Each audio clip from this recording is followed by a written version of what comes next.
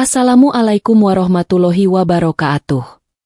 Salam bahagia selalu buat sahabat channel mirisnya kehidupan zaman sekarang. Mari kita simak dan mulai ceritanya. Di sebuah desa kecil yang tersembunyi di antara bukit dan ladang padi, hiduplah seorang perempuan bernama Sari. Ia dikenal sebagai wanita paling cantik di desa itu. Kulitnya secerah mentari pagi, matanya bening seperti embun yang menempel di ujung daun, dan senyumnya, senyumnya, seperti alunan lagu yang membuat siapapun lupa akan duka. Namun di balik senyuman itu, tersimpan luka yang tak pernah sembuh, luka yang tak terlihat, tapi terasa sampai tulang. Sari tinggal bersama ayahnya yang sudah renta dan sakit-sakitan, Pak Wiryo. Ibunya sudah lama meninggal, ketika Sari masih kecil, dan sejak itu hidup mereka menjadi seperti gading yang perlahan mulai retak. Setiap pagi, Sari akan merawat ayahnya, menyiapkan makan, menyuapinya perlahan, lalu pergi ke ladang membantu tetangga demi sekeping uang untuk membeli obat. Waktu luangnya dihabiskan duduk di jendela, menatap cakrawala dengan tatapan kosong, seakan menunggu sesuatu yang tak pernah datang. Hidup Sari adalah pengorbanan yang panjang, seperti kisah-kisah dalam buku usang yang tak lagi dibaca orang. Ia pernah jatuh cinta pada seorang pemuda bernama Bayu, anak seorang saudagar kaya yang datang ke desa membawa truk penuh barang dagangan. Mereka sering bertemu diam-diam di bawah pohon waru tua, berbicara soal mimpi, tentang kota besar, tentang kehidupan yang lebih baik. Namun impian itu hanya bertahan sebentar. Ayah Bayu menolak hubungan mereka, mengatakan bahwa gadis seperti Sari tak layak untuk anaknya. Dia hanya gadis kampung, tak punya masa depan, katanya. Bayu mencoba melawan, tapi tekanan keluarga membuatnya menyerah. Pada suatu pagi yang dingin, Bayu pergi tanpa berpamitan. Sari hanya mendengar kabar bahwa ia telah dijodohkan dengan anak saudagar dari kota. Hari itu, Sari menangis untuk pertama kalinya sejak kematian ibunya. Air mata itu tak banyak, hanya 1-2 yang mengalir diam-diam di balik tirai jendela, namun cukup untuk membuat retakan kecil di hatinya semakin lebar. Sejak kepergian Bayu, Sari tak pernah lagi membicarakan cinta. Hatinya seperti gading yang dulu indah, kini mulai keropos dari dalam. Ia terus menjalani hidup, hari demi hari, dalam sunyi dan pengorbanan. Di desa, orang-orang memuji ketabahannya, tapi tak seorang pun benar-benar tahu bahwa setiap malam Sari menangis dalam diam, memeluk bantal ibunya yang sudah lusuh, seakan berharap pelukan itu bisa menambal bagian hatinya yang patah. Dan saat langit malam menghitam, hanya bulan yang menjadi saksi bahwa di dalam rumah kecil di ujung desa itu, ada seorang perempuan yang masih menanti, bukan pada cinta, bukan pada keajaiban, tapi pada kesempatan untuk bisa merasa utuh kembali, meski hanya sekali. Musim panen datang dengan harapan yang menggantung di setiap bulir padi yang menguning. Namun bagi Sari, musim panen hanyalah rutinitas lain dalam hidup yang tak pernah benar-benar berubah. Ia tetap bangun pagi-pagi buta, memandikan ayahnya yang semakin lemah, lalu berjalan ke sawah bersama para ibu-ibu desa. Sementara yang lain bercengkrama tentang pesta panen dan kabar dari anak-anak mereka di kota, Sari hanya diam, menunduk pada jerami dan tanah, seolah mencari sesuatu yang hilang di antara lumpur dan akar. Satu-satunya yang membuatnya tersenyum sedikit adalah anak-anak kecil yang sering mengikutinya. Mereka memanggilnya Mbak Sari yang baik hati, dan sering meminta dia menyanyikan lagu pengantar tidur meskipun matahari masih tinggi. Dalam senandungnya, Sari menaruh rindu yang tak tersampaikan, pada Bayu, pada ibunya, pada hidup yang tak sempat dia pilih. Tapi semua itu tetap tak mampu menghapus getir yang menempel di dinding dadanya. Suatu sore, ketika Sari tengah menjemur gabah di halaman rumah, datanglah seorang lelaki asing ke desa. Namanya Pak Herman, seorang pegawai dari kota yang sedang menjalankan proyek pembangunan jalan desa. Ia sopan, berperawakan sederhana, dan berbicara dengan tutur yang tenang. Ketika ia bertemu Sari untuk pertama kalinya, matanya terdiam sejenak, seperti melihat sesuatu yang sudah lama ia cari.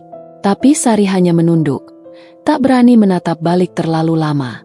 Retakan dalam hatinya terlalu dalam untuk menerima harapan baru. Beberapa hari kemudian, Pak Herman mulai sering datang ke rumah Sari. Awalnya hanya untuk bertanya arah atau menitipkan pesan kepada warga. Namun lama-kelamaan, ia membawa buah tangan, roti, susu, bahkan buku cerita. Ia juga tak ragu membantu Sari menyuapi ayahnya. Pak Wiryo, meski sakit-sakitan, melihat sinar harapan di mata lelaki itu. Ia mulai menaruh harapan yang tak pernah ia ungkapkan, bahwa mungkin Tuhan mengirimkan seseorang untuk menjaga Sari setelah ia tiada. Namun Sari tak mudah luluh. Luka lama belum sembuh. Dan kepercayaan adalah kemewahan yang tak lagi ia punya. Ia takut pada kebahagiaan, karena setiap kali ia merasa dekat dengannya, kebahagiaan itu pergi meninggalkan bekas luka. Ia takut berharap, karena harapan itu seperti gading putih, indah tapi mudah retak jika terlalu keras digenggam. Namun malam-malam Sari mulai berubah. Ia tak lagi sekadar memeluk bantal lusuh, tapi mulai membuka buku yang dibawa Pak Herman, membaca dengan suara pelan, kadang tersenyum kecil di sela-sela kalimat. Ayahnya memperhatikan dari ranjang, dan walau tubuhnya lemah, senyum bahagia menyelinap di wajahnya yang keriput. Tapi dalam diamnya, ia tahu waktu tak berpihak. Usianya sudah senja, dan tubuhnya semakin rapuh seperti dedaunan tua yang siap jatuh kapan saja. Satu malam, ketika bulan bulat sempurna menggantung di langit, Pak Wiryo memanggil Sari mendekat.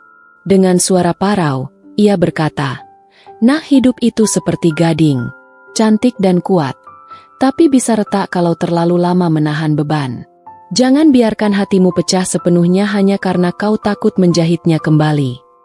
Sari menangis malam itu, bukan karena sedih, tapi karena merasa dipeluk oleh kata-kata yang selama ini ia pendam sendiri. Dan untuk pertama kalinya dalam bertahun-tahun, ia membiarkan seseorang melihat air matanya. Bukan karena ingin dikasihani, tapi karena ingin jujur, meski hanya sekali. Waktu berjalan seperti aliran air di sungai yang tak pernah kembali ke hulu. Hari-hari di desa tetap berjalan, tapi kehidupan Sari mulai bergetar dalam keheningan yang mengandung harap. Pak Herman makin sering datang, tidak hanya untuk membantu, tetapi juga menemani. Ia tak pernah memaksa Sari untuk membuka hati, hanya ada, dengan kesabaran yang nyaris seperti doa. Dan dari keberadaan yang diam itu, tumbuh sesuatu yang tak bisa Sari tolak, perasaan yang perlahan mencairkan kebekuan hatinya. Namun, seperti setiap keindahan yang pernah singgah dalam hidupnya, kebahagiaan itu tak pernah bertahan lama. Suatu pagi, Sari mendapati ayahnya tak bangun dari tidur. Tubuh Pak Wiryo tampak tenang, seolah hanya sedang bermimpi panjang, tapi dingin yang menguar dari kulitnya membuat kenyataan menusuk tajam. Ayahnya telah pergi, meninggalkan rumah kecil itu dengan sunyi yang tak bisa ditawar. Sari tak menjerit. Ia hanya duduk di sisi ranjang, menggenggam tangan yang dulu begitu hangat, menatap wajah yang tampak damai namun menyimpan ribuan kenangan. Pemakaman Pak Wiryo sederhana, namun dipenuhi warga desa yang mencintainya. Mereka membawa bunga, doa, dan pelukan yang tak sepenuhnya bisa menghapus duka. Di antara mereka, Pak Herman berdiri dalam diam, memayungi Sari yang tak menangis, tapi hancur dari dalam. Setelah semua selesai dan orang-orang pulang, Sari berdiri lama di sisi makam. Ia memandangi batu nisan kayu yang masih basah oleh hujan sore itu. Di bawah langit kelabu, ia berbisik, "Aku akan baik-baik saja, Pak. Tapi bagaimana jika aku berbohong?" Hari-hari setelah kepergian ayahnya adalah yang paling sunyi dalam hidup Sari. Rumah itu terasa kosong. Tidak ada suara batuk atau panggilan lemah dari ruang dalam. Hanya suara angin dan kenangan yang mengendap seperti debu di rak buku. Pak Herman tetap datang, tapi kali ini ia tak membawa senyum. Hanya kehadiran yang tulus dan pelan-pelan mencoba menjadi bagian dari kehilangan itu. Ia menemani Sari dalam diam, dalam duka, dan dalam doa yang tak pernah terdengar. Namun retakan dalam diri Sari semakin besar.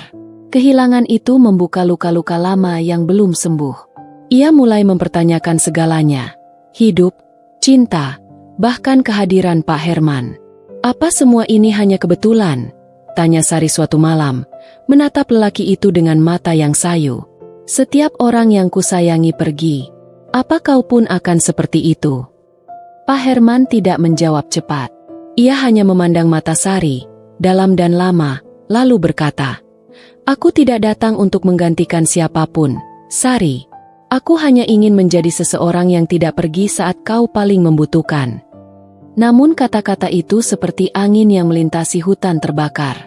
Indah, tapi tak cukup untuk memadamkan api yang sudah menyala. Sari masih takut. Ia masih terpenjara dalam rasa kehilangan yang terus menghantui. Dan malam itu, ketika hujan kembali turun, Sari berdiri di jendela tempat ia biasa menatap keluar, memeluk dirinya sendiri seperti dulu, seolah mencari ibunya, ayahnya, bahkan bayang-bayang cinta yang pernah meninggalkannya. Kenapa hidup selalu mengikis yang kita sayangi? Bisiknya. Pak Herman berdiri di ambang pintu, tak berani mendekat. Ia tahu, cinta yang tulus pun tak bisa menyembuhkan luka yang terlalu dalam dengan cepat. Gading dalam diri Sari tak hanya retak, kini menganga, dan jika dipaksa ditambal terlalu cepat, bisa hancur seluruhnya. Namun ia tetap di sana, karena kadang, cinta bukan tentang menyembuhkan, tapi tentang bertahan, meski retakan itu tetap ada. Hari-hari berlalu, dan meski matahari tetap terbit setiap pagi, dunia dalam diri Sari belum benar-benar pulih. Rumah itu kini sepenuhnya miliknya. Sepi, lapuk, tapi penuh kenangan. Ia mulai menjalani rutinitas baru. Bangun pagi, menyiram bunga yang ditanam almarhum ayahnya, lalu menenun tikar yang dipesan oleh ibu-ibu di kota. Tangan-tangannya sibuk, namun hatinya tetap sunyi. Keheningan bukan lagi sekadar suasana, tapi teman lama yang tak bisa ia usir. Pak Herman tetap hadir, tak pernah menyerah. Ia memperbaiki genteng yang bocor, menanam pohon jambu di belakang rumah, bahkan membuatkan rak buku dari kayu bekas. Semua dilakukan tanpa janji, tanpa paksaan, hanya kehadiran yang konsisten. Dan perlahan, sesuatu dalam diri Sari mulai luluh. Bukan karena cinta yang membuncah, melainkan karena keberanian untuk membuka pintu yang lama tertutup. Suatu sore, saat senja merayap di balik bukit, Sari duduk di beranda rumah bersama Pak Herman. Angin membawa aroma tanah basah, dan langit berwarna jingga seperti lukisan yang belum selesai. "Aku masih takut," kata Sari lirih. "Takut kalau aku percaya, lalu kehilangan lagi." Pak Herman menatapnya, lalu menjawab, "Ketakutan itu tak akan hilang, Sari. Tapi bukankah lebih baik merasakan sesuatu, meski sedikit, daripada terus diam dalam retakan?" Sari diam lama. Di dalam dirinya, seperti ada perang antara masa lalu dan masa depan. Tapi hari itu, ia memilih untuk berdamai. Ia menoleh perlahan dan tersenyum, senyum yang masih dibalut luka, tapi jujur. Dan di momen itu, gading yang retak dalam dirinya tidak lagi terasa seperti beban, melainkan seperti bukti bahwa ia pernah terluka, dan tetap berdiri. Waktu berlalu. Setahun setelah kepergian ayahnya, rumah itu berubah menjadi tempat berkumpul anak-anak desa. Sari membuka semacam sanggar kecil, mengajari mereka membaca, menulis, dan bernyanyi. Suara tawa mulai memenuhi halaman. Pohon jambu belakang rumah berbuah lebat, dan Pak Herman, yang tak pernah meminta apa-apa, tetap di sampingnya, membangun pelan-pelan hidup yang baru. Suatu hari, seorang anak kecil bertanya, "Mbak Sari, kenapa Mbak nggak pernah pergi dari desa kayak orang-orang lain?" Sari tersenyum, lalu menjawab, "Karena aku pernah hampir hilang, dan disinilah aku belajar menemukan diriku kembali." Gading dalam dirinya memang tak akan pernah utuh seperti dulu. Tapi ia telah belajar bahwa retakan bukan tanda kehancuran, melainkan jejak dari perjalanan panjang, bukti bahwa ia pernah jatuh, tapi bangkit kembali. Dan dari retakan-retakan itu, tumbuh cahaya kecil yang memancar dalam diam. Malam itu, saat bulan kembali bulat dan langit bersih tanpa awan, Sari duduk di jendela, tempat ia dulu menunggu, menangis, berharap. Tapi kini tak ada air mata. Hanya mata yang tenang, dan hati yang perlahan berdamai dengan luka. Ia tahu, hidup tak pernah sempurna. Tapi ia juga tahu, cinta yang tidak pergi, walau tak selalu berbentuk puisi, adalah cinta yang paling tulus. Dan akhirnya, gading yang retak itu tersenyum.